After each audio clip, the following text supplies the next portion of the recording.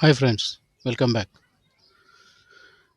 Before closing this topic, let's first finally look at the full version of JK flip flop we are going to use in future.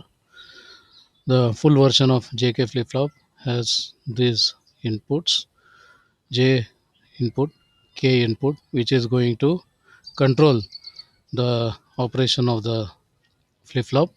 For 00 JK, it will be no change. For 01 reset operation, 10 it is set operation, 11 it is toggle operation. We have a clock which is edge triggered, and the triggering action takes place only on the falling edge.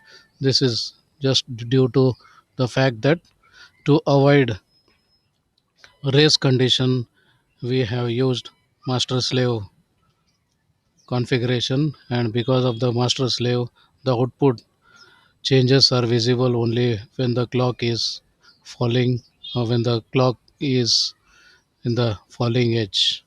Done. Then we have two outputs, one Q and its complement Q bar. So these are uh, just available when we are implementing this using NAND gates and all. So one end Q will be available, other end Q bar is uh, naturally available, and hence so we are not making any extra efforts to get Q bar. It is readily available, therefore it is provided as the output.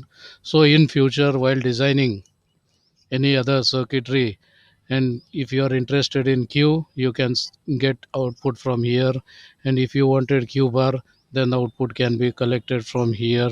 Therefore, that future circuitry we can avoid not gates and all that. So anyway, these outputs were available, so they are made available at the output. We have two more inputs. One is used to clear the flip flop. That means whenever the clear input is given, the output Q goes 0 and Q bar goes high. So whatever be the situation, it never looks for the clock. It is independent of the clock. Anytime the clear input is given, the output goes 0.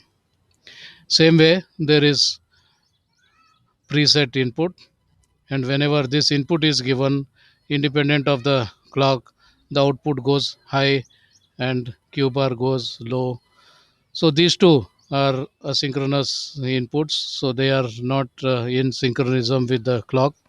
So anytime these inputs can occur, and in the same instant the flip flop is going to respond. Yes, you may argue that clear action can be a reset action. So J making J equal to 0, K equal to 1, the output will become 0. But only thing is the output is becoming 0 only when the clock is falling edge.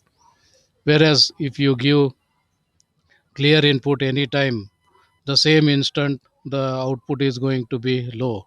Same way, you can argue set action 1 here, 0 here will make the output 1, but it will wait till the clock falls. So the output becoming 1 depends on the clock. But anytime you want output to become 1, then we can make use of this preset condition. So making preset high, the output goes high and this goes low. Making clear high, this goes low, this goes high. So that's the full version of JK flip flop, and most of the time the clear inputs are working in the complemented form. That means if you want to clear, we apply low input here. So when you apply a 0, then this not gate will make it 1, and hence the moment this made 0, the flip flop gets cleared. Same way, this may be directly or maybe through uh, not gate. So it all depends on the which flip flop we are using. That means which there are many flip flops available in the IC packages. So depending on the various packages used, we have different formats.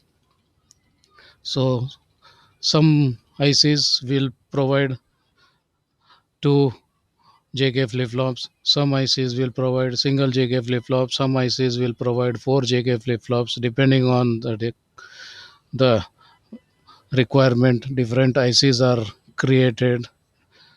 So depending on those various numbers are given to them, and using those numbers, you can uh, identify the different configurations available. So depending on that number, the clear and preset operations are either done with a 0 or done with a 1. That's all depends on the actual package we are using for implementation. So that's the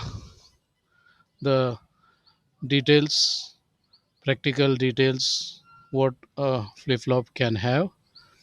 So in the coming sessions, let us start using these flip flops for some applications, and then continue our journey into this digital world of sequential circuits. So till then, take care. See you. Bye.